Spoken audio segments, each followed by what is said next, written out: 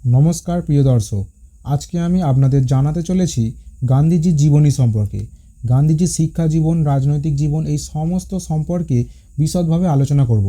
আশা করছি এই ভিডিওটা দেখার পরে আপনাদের আর কোনো রকম ভিডিও দেখার প্রয়োজন হবে না। তো ভিডিওটি খুবই গুরুত্বপূর্ণ হতে চলেছে। ভিডিওটি প্রথম থেকে শেষ পর্যন্ত দেখুন এবং ভিডিওটি ভালো লাগলে লাইক, শেয়ার এবং কমেন্ট করতে ভুলবেন না। গান্ধীজির প্রারম্ভিক জীবন। জন্ম 2রা অক্টোবর 1869 সালের গুজরাটের পোরবন্দর নামক স্থানে। পিতা করমচাঁদ গান্ধী ছিলেন পোরবন্দরের দেওয়ান আর মাতা পুতলিবাই গান্ধী ছিলেন খুব ধার্মিক। শিক্ষা। 1888 সালে গান্ধীজির আইন পড়তে লন্ডনে যান। 1891 সালে তিনি ব্যারিস্টার হন এবং ভারতে ফিরে আসেন। গান্ধীজির দক্ষিণ আফ্রিকা যাত্রা। দক্ষিণ আফ্রিকা।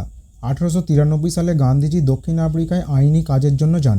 সেখানে তিনি প্রথমবার বর্ণ বৈষম্যের শিকার হন এবং এখানেই তার সত্যাগ্রহ ও অহিংসা দর্শনের ভিত্তি তৈরি হয়। সত্যাগ্রহ। দক্ষিণ আফ্রিকায় বাসরত ভারতীয়দের অধিকার রক্ষায় তিনি অহিংস আন্দোলন শুরু করেন, যা সত্যাগ্রহ নামে পরিচিত। তার এই আন্দোলন সেখানে কিছু সফলতা এনে দেয়। গান্ধীজির ভারতে প্রত্যাবর্তন ও স্বাধীনতা সংগ্রাম। ভারতে প্রত্যাবর্তন। 1915 সালে গান্ধীজি ভারতে ফিরে আসেন এবং ধীরে ধীরে কংগ্রেসের প্রধান নেতা হয়ে ওঠেন।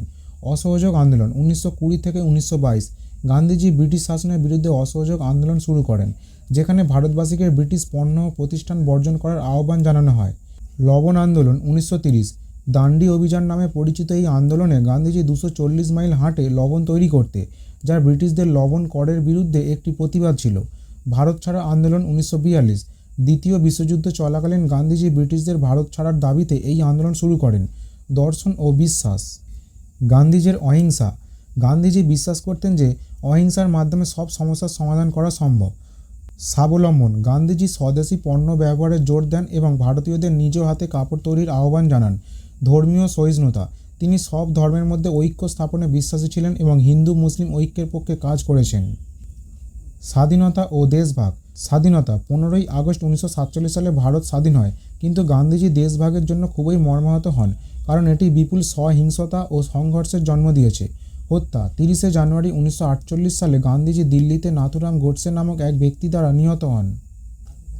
ভারত ছাড়ো আন্দোলন। Quit India movement. Mahatma Gandhi দ্বারা 1942 সালে 8ই আগস্ট শুরু হয়েছিল এবং এটি ভারতের স্বাধীনতা সংগ্রামের একটি অন্যতম গুরুত্বপূর্ণ অধ্যায়। ব্রিটিশ শাসনের অবসান ঘটিয়ে ভারতকে স্বাধীন করার জন্য এটি ছিল একটি ব্যাপক গণ আন্দোলন। ভারত ছাড়ো আন্দোলনের পটভূমি। দ্বিতীয় বিশ্বযুদ্ধ। 1939 সালে দ্বিতীয় বিশ্বযুদ্ধ শুরু হলে ব্রিটিশ সরকার ভারতের কংগ্রেস বা ভারতের জনগণের অনুমতি ছাড়াই ভারতকে যুদ্ধে জড়িয়ে ফেলে।